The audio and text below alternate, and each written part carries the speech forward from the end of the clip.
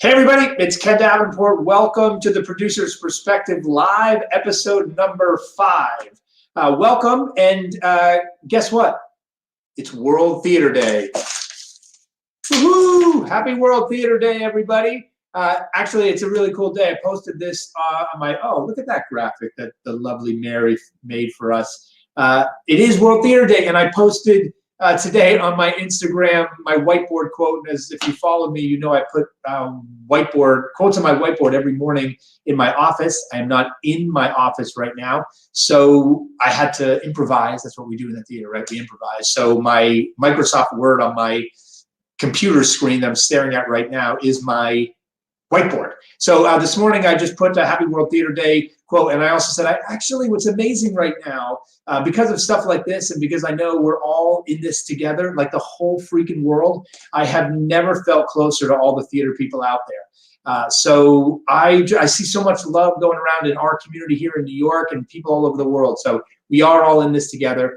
I hope everyone out there is doing well and healthy and staying home. Don't forget, our big hashtag here at the Producer's Perspective Live is stay safe, stay healthy, and stay home. That's one of the reasons we're doing this, to remind everybody to do just that.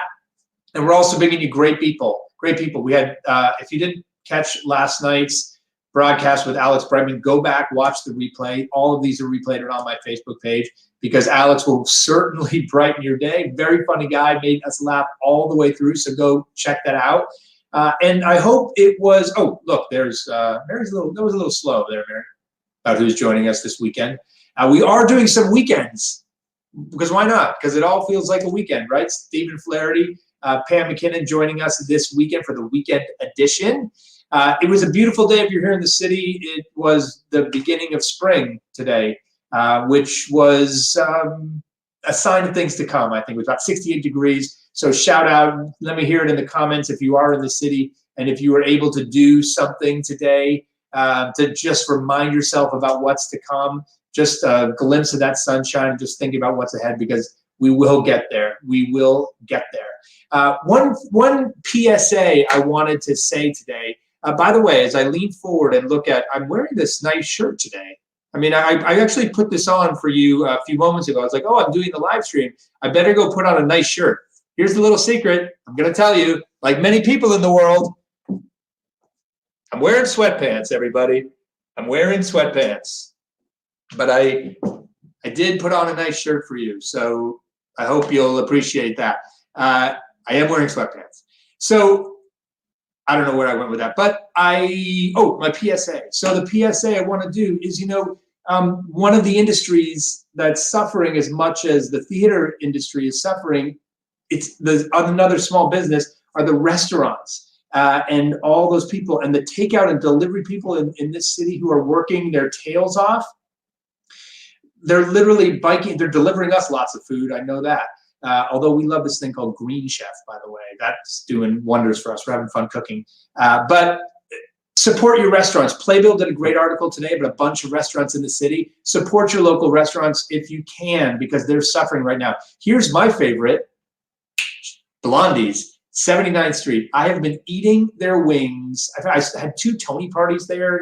I've been eating their wings since like 1995 or something, since I moved up to the Upper West Side. Anyway, support your local restaurants. Enough of that. We have a fascinating guest for you today. This guy is one of the most powerful press agents in town. And he is a spin doctor. He is so good at coming up with really fantastic events that generate millions and millions of dollars worth of free press. He's repped some of the biggest Broadway musicals in the world, including actually the biggest, Spider-Man. We'll try to get some great stories of Spider-Man. This season alone, he's doing West Side Story. He's doing Diana. He represents some incredible celebrities out there as well. So without further ado, let's bring him on to the live stream today. Ladies and gentlemen, Mr. Rick Miramonteez. Hello, how are you, Ken? He's there. I love it. Oh, look at that flash of orange I see. Those are some nice pants you got. Would those be sweatpants by any chance? They're actually red, and I will show you. Not to plug a show too terribly much, but they're sharks. They are sweatpants though, right? Oh yeah. They're show sweatpants. Okay. Very comfortable. I just love it. Friday is apparently sweatpant day for live stream folks. So where are you throughout all this? I am in my apartment. We live in Lower Manhattan. If anybody got to see the Lehman trilogy, I'm at the epicenter of that story. Just 1 block north of Wall Street and 1 block south of Liberty Street. And how are you doing through being hunkered down like this? What's your life like? You are one of the few people, like most theater people, actors, we've been talking, like they can't work. You actually are probably working harder and more right now, I'd imagine, trying to keep a lot of stories out there. It's true. It's true. There are constant calls, and we look after the Actors Fund, so they are the busiest organization in New York. So it's been pretty busy. Do you think this is the biggest story that Broadway has ever seen? I cannot think of another story. Now, of course, what we are great at is the comeback. So the story is in its infancy and it is developing. And if I had my way, I could see the story going a certain way, but we're going to have to see. But yeah, biggest story, period. So what do you think? What are your insights on what you think that comeback is going to be like? Do you think it's going to be audiences bursting back to the scene? Is it going to be gradual? Like what are you thinking right now? I don't know. I mean, I think it could be either. Look, it's clear to me, and anybody who has an appreciation for history knows that live entertainment thrives in times of under times of duress, and I think that will be the case. But this is unprecedented, so we're going to have to see. What I do know is that Broadway is, the heartbeat of New York. So until Broadway comes back fully and forcefully, New York City is not going to come back. And I think there are a lot of people, the powers that be, who are going to make sure that happens. Yeah, it's such an insightful comment. For me, I felt like it was a tipping point for not only the city, but somewhat the country when Broadway announced it was shutting down.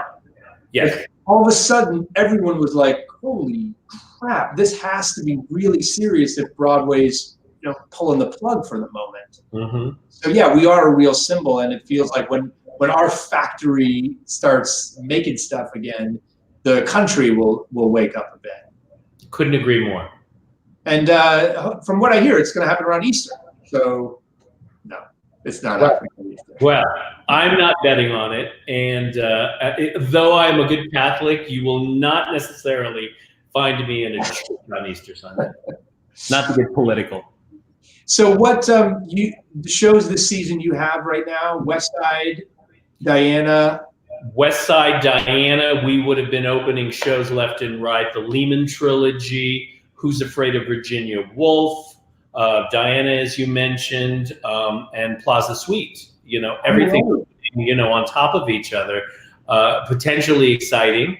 I remain excited, but the challenges exist to keep all of them percolating. We lost Virginia Woolf, which not to be too dramatic about it, but that's a big disappointment because those performances were extraordinary. And as Joe Mantello himself said, it was a personal best for Laurie Metcalf, which is really saying something.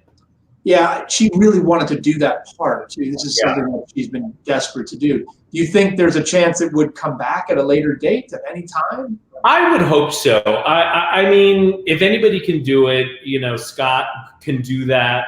And I think everybody is, they came together to do it because they wanted to do it. And I think there's absolutely a reason to make sure that production happens at some point. I just, what I always say about press agents is you're half press agent, half therapist. I mean, you must be consoling a lot of people right now, from producers to big stars, et cetera. Like, what do you say to folks when they're down, just like Diana, which doesn't get to open right now, hasn't? What do you say through all this? Mutual therapy sessions, but I think really what we have to do is get very smart about, well, we have to sit and wait, which is unpleasant and unfortunate, and there's nothing to really be said about that. But beyond that, just keep everything percolating. But this week, we'll probably get into a more robust and creative mode in the coming weeks. This week, quite honestly, was still a shocker. And I think the conversations that, I had with people were really about staying alive and keeping our businesses going, frankly. Right. Are reporters reaching out to you looking for stories about anything else but this right now? Or is it just all? No, variations on the theme. Yeah. And today I heard for the first time, actually, because of course layoffs are hitting everybody and everywhere, right? Because look, your company alone, for people out there who don't know, and by the way, if you have any questions for Rick, you should just throw them in the comment section. We'll ask him. But for people out there who don't know, Rick receives a weekly paycheck from a show, just like an actor or an actress or a musician. You are that kind of salaried employee. Correct. You have a company. So all of a sudden, all those paychecks just stop, right? And your company's big. How many staffers? There are 14 of us, and it's a precarious time because we were fully staffed with a giant roster of shows that were running or about to open. So it's a tricky time for this to have happened. Mm-hmm. So a show like Diana, though, obviously we haven't, thank God, we all hear that that's fully a go, which I'm very excited about. So what will you probably won't tell us, but I want to hear about the Rick Miramontez ideas for how these shows are going to come back. Do you think you have some stunt ideas? What will you do to provide us? That's a great question, and I'm not going to say more than I should because I don't know that our producers would like it, or I'm not going to float an idea before I do it with the producers. But I will say that the dynamic that exists with and for Diana and every show across the board has to do with the audience coming to the theater. So probably the big ideas to me have to do with who's coming to the show and when, and who's going to generate the most excitement about being in the theater to see the show. And with Diana thematically, you could guess. Aha. Let's get into, I actually think you're one of the most creative idea guys around when it comes to getting attention for shows. How do you come up with this stuff? Do you sit down, do you whiteboard, do you brainstorm? Is there let's start with this. What's your favorite thing you've done for any show? The favorite big stunt you've done for anything? Oh, that's such a tough question. I would want to say that I'm not going to be specific about one thing, but I would imagine that working on Spider-Man Turn Off the Dark, which was just maligned at every turn, we were really on the defensive. And what I loved about that project was, and I think it came out of a genuine love of the show and needing to and wanting to protect the people who made the show and the people, especially the people who were in the show. We just came up with a really fun sense of humor, and we just said, basically, have at it, because we are right here for you. And it was like playing a really aggressive but yet fun tennis match with somebody, with the media. It started with, I think it was Conan O'Brien, who on his show, he went on and did a monologue that was so rude about the show. And everybody was worked up. I thought it was mildly funny. Everybody was worked up. and we did have to have a meeting about it. And somebody suggested, just like let it bounce off of you. And that didn't go over very well.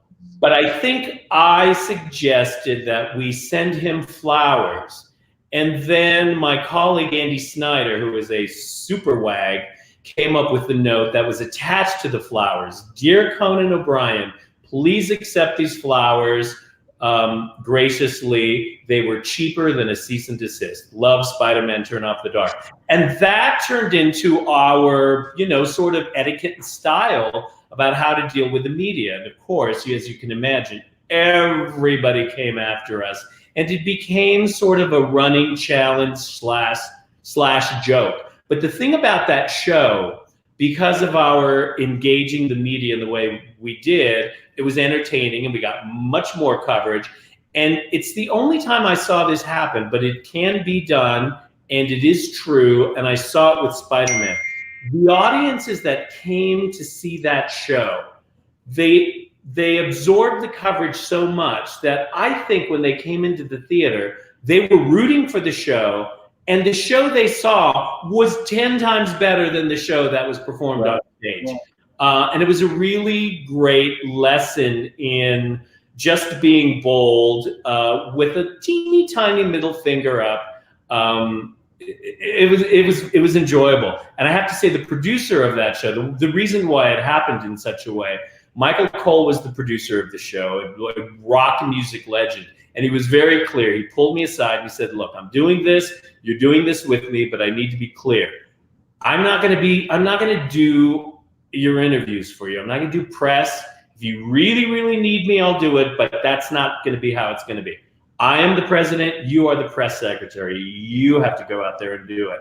And he really gave me carte blanche to just sort of create a PR style for the show. And, I love when Broadway gets covered by the national media, so we really worked it. Yeah, one of the best pieces of advice I got from an early press rep of mine was you'll know you've made it when you've got written up off the theater page. Like that's your goal. Absolutely true. And that's a goal. That's fun because that is really kind of a litmus test. That's a goal for us. Yeah. I love it. Let's ask, this is an interesting one. J.W. Arnold has a question. Do you think all the webcast performances of theater and concert during this pandemic will condition audiences to just accepting them on a screen as opposed to live?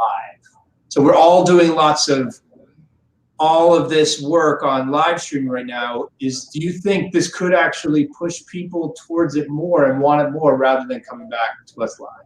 I can't imagine. I think the performers and actually the naturalness coming from Broadway stars.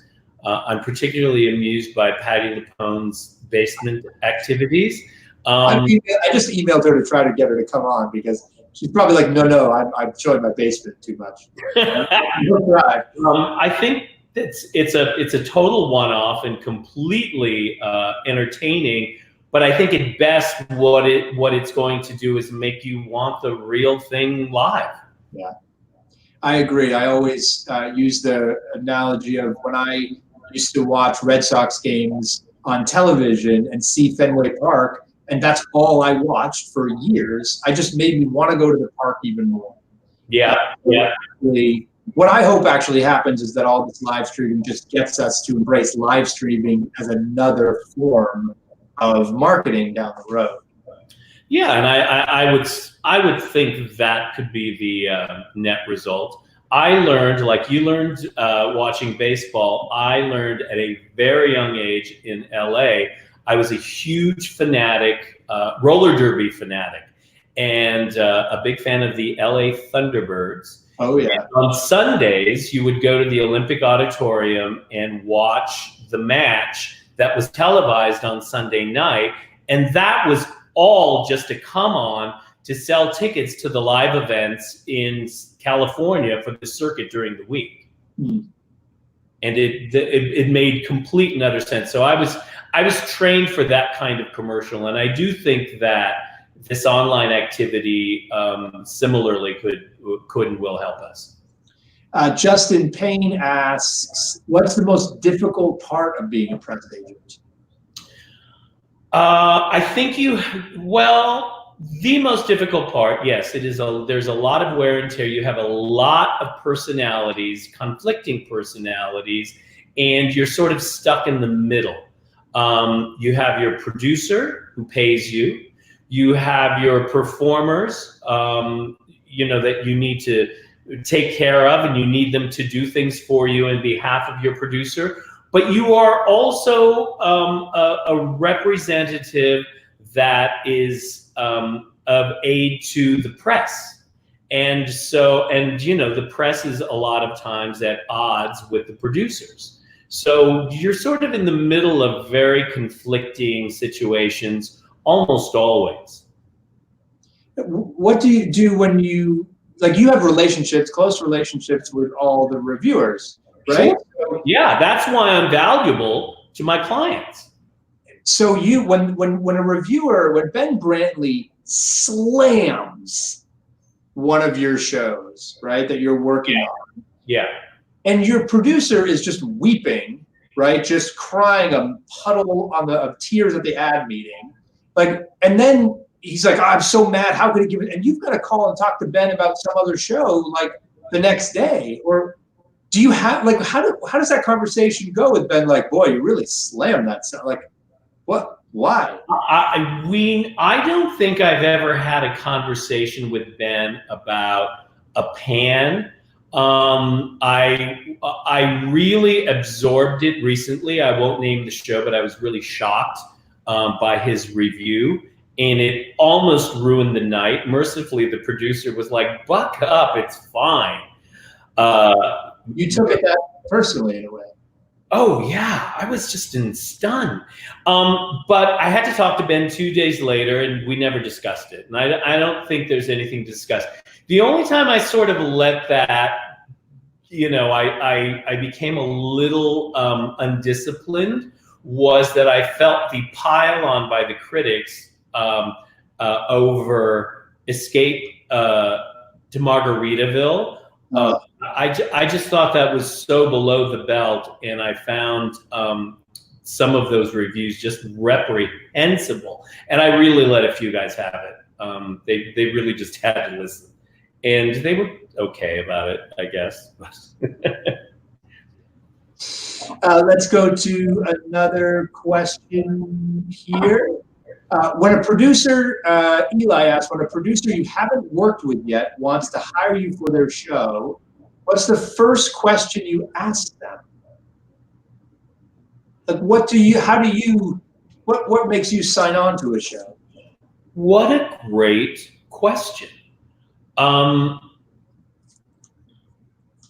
don't know that I have a good answer for that. What would I ask a producer? I have a sense of the show. I have a sense of my affinity for the show, but you learn to love all your shows. It doesn't really matter whether the show is fantastic or the show isn't fantastic. It's the intention. And I can easily sign on and easily love a show and promote a show. What I would say to a producer, if I had that good question, is what is important about this show to you? Get into their head a little bit about their vision.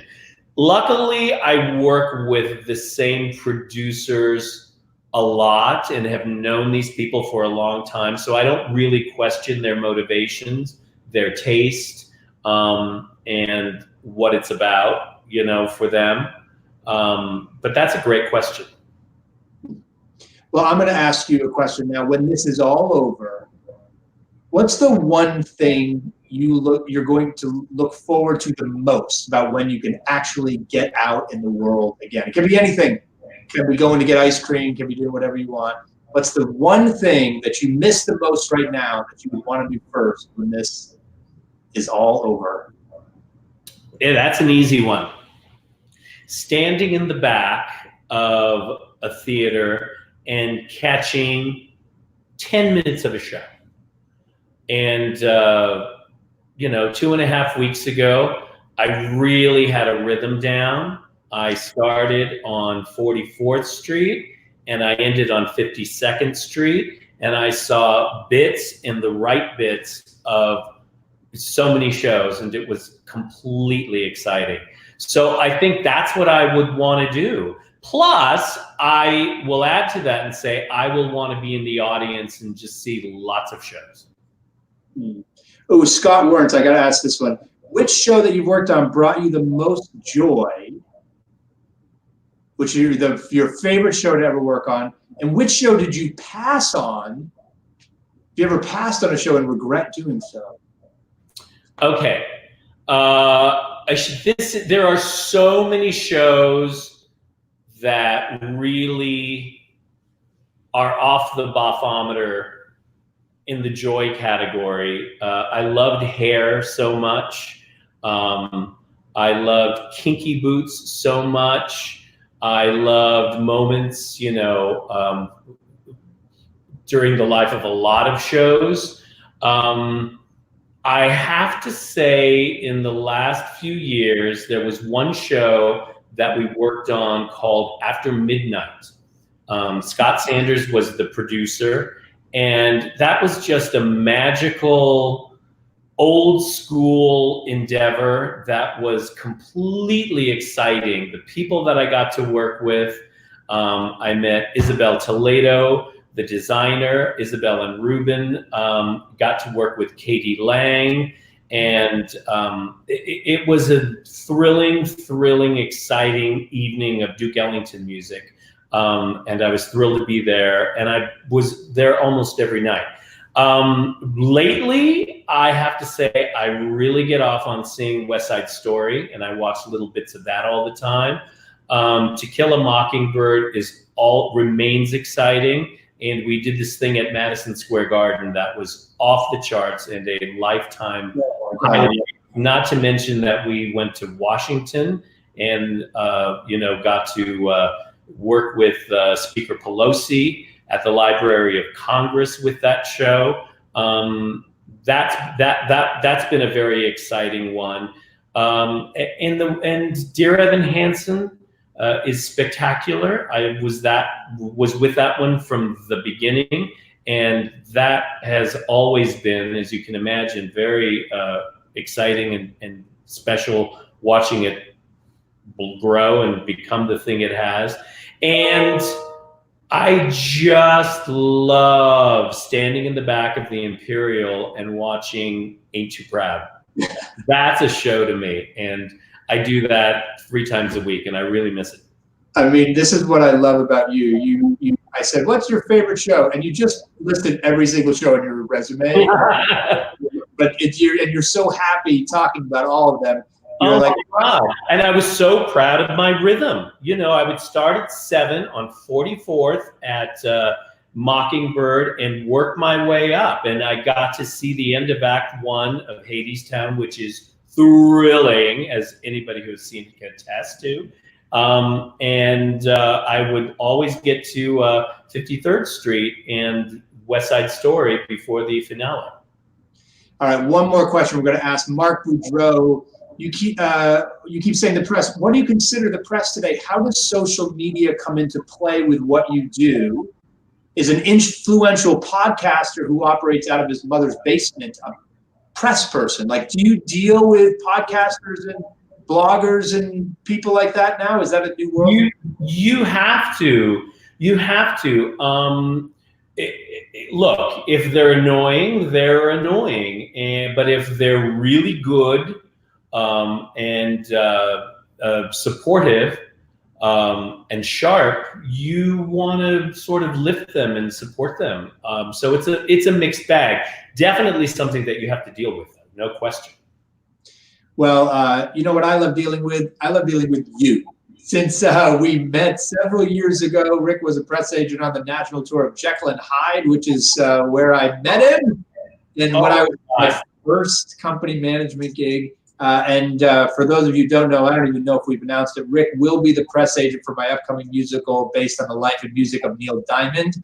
And already he's cooking up some incredible ideas for us. So exciting. That's going to be a biggie. And it's going to be the kind of show, one of those shows that we're going to want in the comeback to Broadway.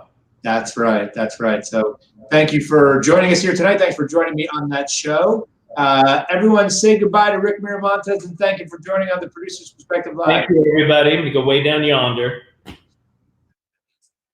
Well, that's episode 5 of the Producer's Perspective Live. Thanks so much for joining us here tonight. A few things. Don't forget, we've got a whole bunch of guests, including coming up this weekend. We are going on the weekend as well. Tomorrow, Stephen Flaherty, the composer of Once on This Island, Lucky Stiff, Ragtime, that little show, which I worked on as well. Director Pam McKinnon. I haven't talked to Pam in a long time, so I'm just looking forward to seeing her again. And don't forget our messages. Oh, next week. We want to put up next week. Steven Sater, Spring Awakening. Jen Tepper, social media guru, Be More Chill producer. Alan Cumming, forgot. Look at all these people. It's amazing. Sergio, Janine. We've got an incredible lineup coming every single day until this thing is over, and it will be over. But until then, a couple of messages. Don't forget, stay safe, stay healthy, stay the heck home. There are signs that this is working all over the world now, even some of the hot spots. We are seeing signs that social distancing is working. So just remember that. Listen to Governor Cuomo. He's got it down pat. Don't forget about the Actors Fund. Please, you heard Rick say that this is an incredible organization that needs a lot of help right now. Don't forget about them. Also, just a reminder, it's okay to wear sweatpants. It's okay to wear sweatpants whenever you want this day. So enjoy yourself. Have fun. Try to find a little joy in your life. This will be over. Our hearts go out to anyone suffering right now and anyone that is ill. And we're going to do this for them, because we're going to keep the lights on here, and eventually the lights will be back on Broadway.